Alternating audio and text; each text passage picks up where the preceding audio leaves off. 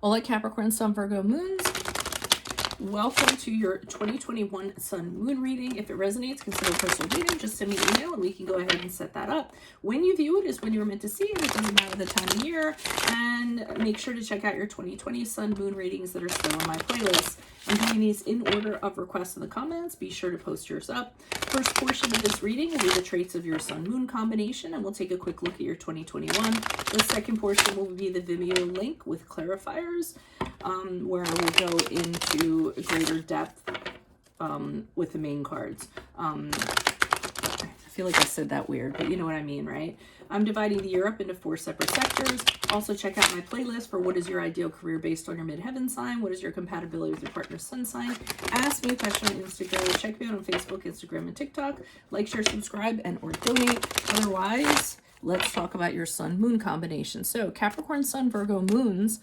Operating from the shadows, you tend to be shy and introverted. Only when you thoroughly know a topic can you move forward with confidence. You're steady, determined, and logical, but can also be insecure and fixate on outcomes. You love domesticity and all the practical chores that come along with it. In relationships, you should try not to be so cool and more romantic. Your ideal partner is one who's organized, is respectfully neat, and understands your work. That understands that your work comes first. Making more time in your life for personal life or loved ones will be beneficial. While you tend to be loners, you still have to have someone stable in your life. You tend to show your love through being handy and useful rather than being affectionate. In career, you always have a plan and you can easily convince colleagues to do things your way. Social status and power means a lot to you, so you will usually operate at your job with this in mind. You do have a tendency to be workaholics, and work absorbs most of your focus and energy. Once you accept who you are and overcome insecurities, you can make great leaders and bosses. So let's see what's going on. Holy Spirit, angels, divine guides, universe, can you please provide your truth, your wisdom, your clarity, and your insight for Capricorn, Sun, Virgo, Moons for 2021?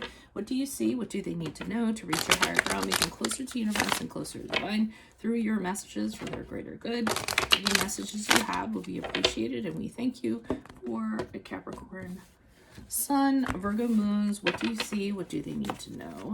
What do you see for January, February, March for Capricorn, Sun, Virgo, Moons? We have the Page of Wands in reverse. What do you see for April, May, June for Capricorn, Sun, Virgo, Moons? We have the Death card in the upright. What do we have for July, August, September? We have the Nine of Wands in the upright. And October, November, December, we have the Eight of Pentacles in the upright. So we start off at the beginning of the year with somebody who is not the most mature person. Could be a coworker, could be a friend, could be someone in your family, could be a romantic relationship.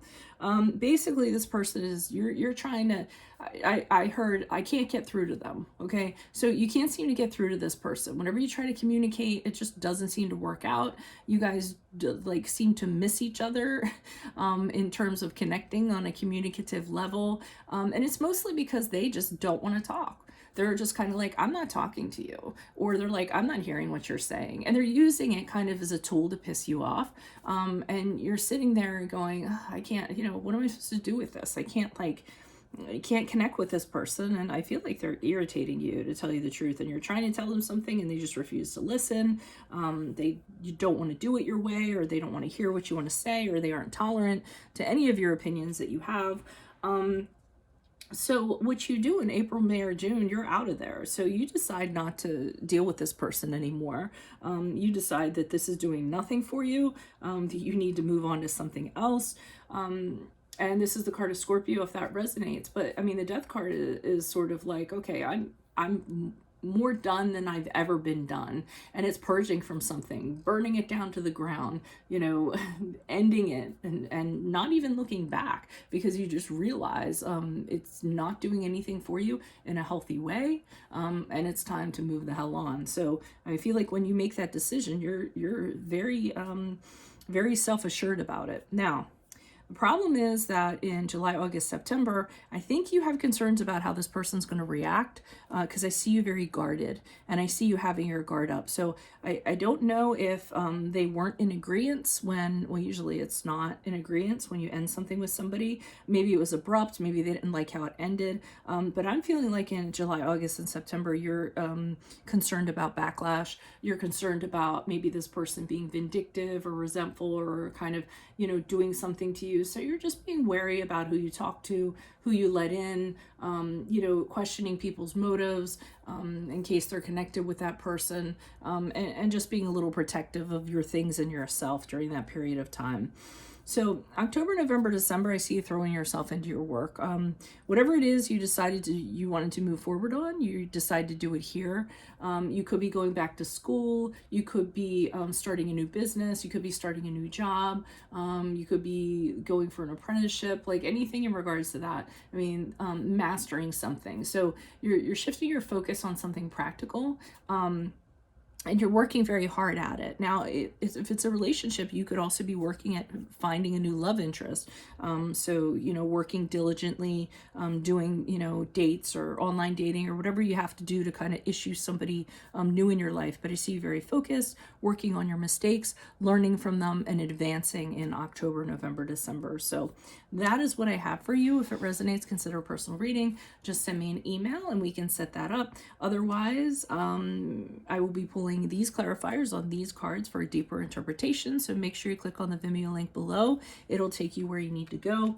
Check out my playlist. In there are your 2020 sun moon readings. What is your ideal career based on your midheaven sign? What is your compatibility with your partner's sun sign? Ask me a question on Instant Go. Check me out on Facebook, Instagram, and TikTok. Like, share, subscribe, and or donate. Otherwise, I'll see you in the Vimeo. Adios from Veronica Garnett. Bye.